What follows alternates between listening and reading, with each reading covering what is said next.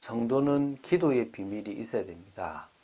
성도에게 기도는 주님을 생각하고 주님과 소통하고 또 주님의 뜻을 알아가고 주님 앞에 순종해 나가는 중요한 시간입니다.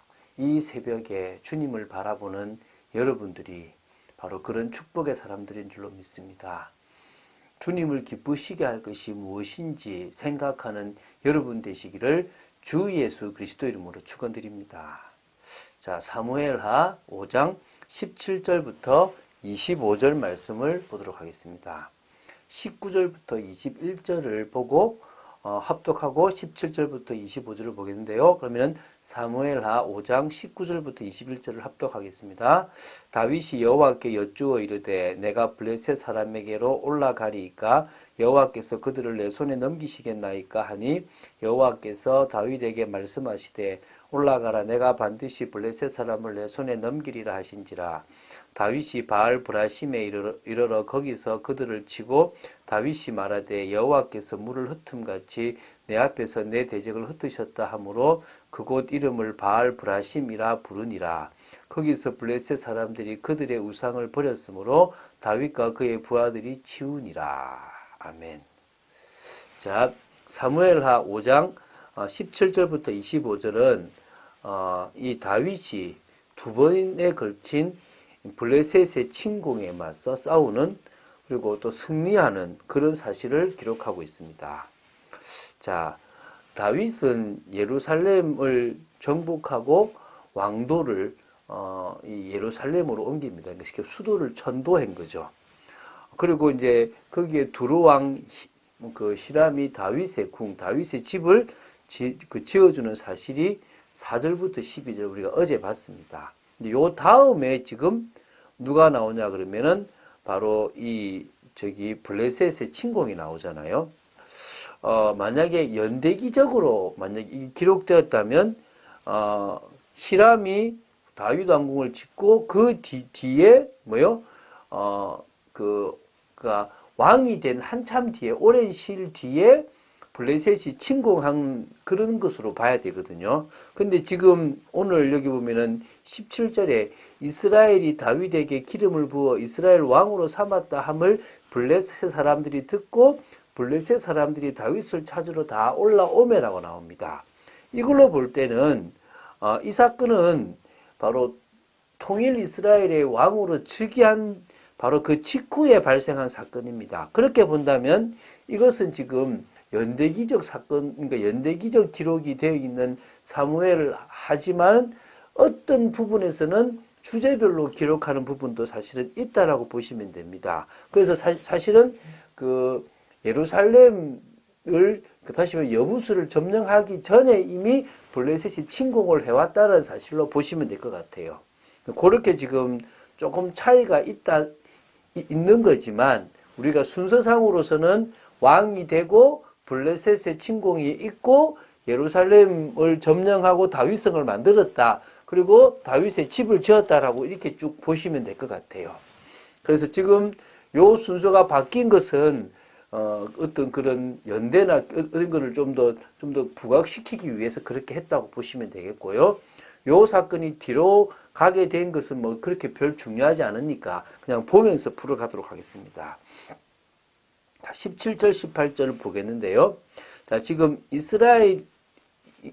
다윗이 이스라엘 통합된 이스라엘의 왕이 되었다는 소식이 블레셋에 들렸단 말입니다. 그리고 이 블레셋은 즉시로 이스라엘을 침공했습니다. 그 이유가 뭐냐면 특히 이제 르바임 골짜기 오게 됐는데요. 그 이유가 뭔지를 한번 보겠습니다. 블레셋은 이스라엘이 다윗을 왕으로 삼아 통일을 이루었다는 소식을 듣고 이스라엘이 군사적으로 강성해지기 전에 다윗을 잡아 어떻게 해요? 처형함으로써 이스라엘이 자신들의 위협적인 존재가 되는 것을 막으려고 군대를 이끌고 지금 이스라엘을 침공했다고 보시면 됩니다. 다시 말하면 힘이 없을 다윗을 꺾어버리겠다라고 생각하시면 되겠죠. 자, 그래서 그런 관점에서 본다면 르바임 골짜기에서의 이 전투는 이스라엘에게 있어서는 일종의 독립전쟁과 같은 것이 되었던 겁니다. 이제는 그 영향력에서 벗어나거든요. 사실은 남북으로 나뉘었을 때 북쪽으로부터 조공을 좀 받았었거든요. 그런 이 블레셋이 이제 하나가 된 이 나라에 강하게 해서 다윗을 없애고 해서 역시 자신들의 그 속국으로 만들려고 했는데, 이제 다윗이 이 르바임 골짜기에서 블레셋을 무찌름으로 말미암아 이제 독립이 되었다고 보시면 됩니다. 자, 이때 르바임에서 이렇게 격파하게 되므로 완전히 이제 뭡니까? 주권을 완전히 회복하게 되는 일이 벌어지는 겁니다. 자, 그러면 르바임 골짜기가 어디냐? 예루살렘 남서쪽에 유다와 베냐민 그 지역 사이에 딱 있는 그런 데가 이 골짜기입니다. 그렇게 볼 때는 좀 이해가 돼요. 이때가 지금 아직까지 예루살렘으로 오지 않고 있었던 상황이고, 이제 왕이 되었으니까 베냐민 지파하고는 조금 갈등이 있다고 봐야 될 거 아니겠습니까? 이때 블레셋이 여기를 와서 있으면 다윗의 영향력이 작은 곳이기 때문에 자신들이 치기가 좋다라고 생각해서 이곳으로 오지 않았겠나 봅니다. 그리고 여기가 조금 좀 비옥한 곳이기 때문에 이곳저곳을 노력하기 좋은 목적을 가지고 왔다라고 볼 수도 있습니다. 19절부터 21절에 보면요, 다윗은 여호와께 여쭙습니다. 올라갈까요, 말까요? 자, 이게 남쪽 유다의 왕국에 있을 때도 마찬가지고, 초기에 다윗이 전쟁을 하기 전에도 항상 여호와께 여쭙는, 질문하는 그런 어떤 관례를 가지고 있거든요. 참 좋은 겁니다. 나중에는 안 했는데 늘 우리가 하나님 앞에 여쭙고 하나님의 뜻을 묻는 게 필요하거든요. 이때 이제 뭐냐면, 내가 블레셋 사람에게로 올라가리이까, 이 질문과 여호와께서 그들을 내 손에 넘기시겠나이까 라는 질문을 던집니다. 그때 여호와께서 올라가라, 내가 반드시 블레셋 사람을 내 손에 넘기리다 라고 말씀하십니다. 그래서 다윗은 여호와의 말씀대로요, 블레셋과의 싸움에서 크게 이겼어요. 그래서 대적이요 다 흩어진 거예요. 하나님이 흩어져 버린 겁니다. 그래서 그곳을 바알 브라심이라는 그 장소를 이렇게 이름을 부르게 된 겁니다. 자, 이때요, 블레셋 사람들이 얼마나 낙심을 했는지요, 자신들이 믿고 있었던 신들을 버리고 갔어요. 다시 말하면 우상들을 버리고 가서 다윗과 그의 부하들이 우상을 치울 정도가 되었다는 거예요. 자, 이제 22절부터 25절을 보겠는데요. 블레셋 사람들이 이제 1차에 후퇴를 했는데, 뭐 패배라기보단 도망을 간 거죠. 다시 이제 재정비를 해서 2차 공격을 또 이 르바임 골짜기에 오게 된 겁니다. 이제 가득했다는 거죠. 수가 많은 거죠. 이때 다윗이 또 여쭙습니다. 그럴 때 뭐라냐면, 이제 이번에 올라가지 말고 그들 뒤로 돌아서 뽕나무 숲을 맞은편에서 그들을 기습하되 뽕나무 꼭대기에서 걸음 걷는 소리가 들리거든 곧 공격하라. 이러면 전쟁 쉽죠. 다윗이 강한 게 아닙니다. 하나님이 다윗에게 방법을 다 알려주시는 겁니다. 사업도요, 하나님이 알려주시면 성공합니다. 여러분, 직장생활도 하나님의 인도받으면 쉽습니다. 근데 그 인도를 사실적으로 받기가 어렵기 때문에 우리가 사실은 헤매는 거지, 하나님의 가르치심을 받을 수 있는 위치에 있고 정확한 하나님의 계획을 알 수 있다면요, 승리하는 겁니다. 성공하는 겁니다. 응답받게 돼 있는 것입니다. 그쵸? 그래서 이제 이렇게 나옵니다. 그때 여호와가 너보다 앞서 나아가서 블레셋 군대를 치리라. 주님이 쳐주시는 겁니다. 싸워주시는 것입니다. 자, 다윗은 여호와의 명령대로 했는데요.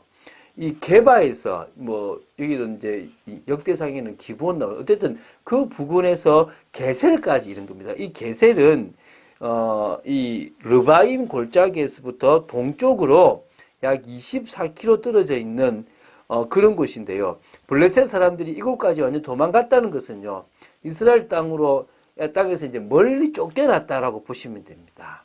그래서 이후에는요, 블레셋은 미미한 공격만 했을 뿐이지 더 이상 이스라엘을 제대로 공격할 수 없는 상황이 되어져 버렸다는 것입니다.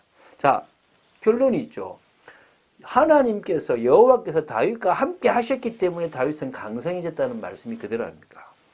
여호와께서 전쟁에 미리 나가서 치셨기 때문에 다윗은 이길 수가 있었습니다. 블레셋이 아무리 강하든 그건 중요치 않습니다. 여호와께서 다윗을 위하여 역사하셨기 때문에 다윗은 이기게 되어 있었던 것입니다. 우리도 마찬가지입니다. 여호와께서 우리와 함께 하시고 여호와께서 우리의 삶에 역사하시면 되는 겁니다. 근데 어떻게 역사하겠습니까? 내 멋대로 살고 역사를 바라야 되겠습니까? 내 고집대로 내 성질대로 하고 나서 하나님이 역사해달라고 하면 되겠습니까? 안 되는 겁니다. 하나님이 원하시는 선택, 하나님이 원하시는 삶을 살아가야 되는 겁니다. 그래서 그걸 믿음에 따른 순종이라고 얘기하는 겁니다. 우리가 구원받는 것은 순종이 필요 없지만 우리가 응답받는 삶을 위해서는 말씀에 순종하는 삶이 반드시 필요하다는 것입니다. 특히 복음으로 행복한 가정을 만들어야 될 우리에게는 더더욱 말씀에 순종하는 삶이 필요함을 명심하시고 우리 가정에 가장 필요한 것은 무엇밖에 없다고요? 복음입니다. 복음의 능력으로 변화된 한 사람만 있으면 그 가정 가문은 살아나게 되어 있습니다. 정말 아무리 말세 지금 이 우한 지금 그 폐렴으로 지금 전 세계가 몸살을 앓고 있는데 이게 말세의 징조라고 보시면 됩니다. 이럴 때 우리는 더 우리가 누군지에 대한 신분과 권세를 가지고 승리하게 되어야 될 줄로 믿습니다. 그런 축복을 누리는 저와 여러분 되기를 주 예수 그리스도 이름으로 축원드립니다. 주는 그리스도시요 살아계신 하나님의 아들이심을 고백합니다. 말씀 따라가기를 원하며 다윗처럼 어떤 위기 어떤 상황이든지 주님께 정말 묻고 인도받는 축복의 인생이 되도록 지켜주시옵소서. 그래서 정말 하나님의 뜻을 따라 하나님의 뜻을 이루는 저희들이 삶이 되도록 지켜주시옵소서. 주 예수 그리스도 이름으로 기도드립니다. 아멘.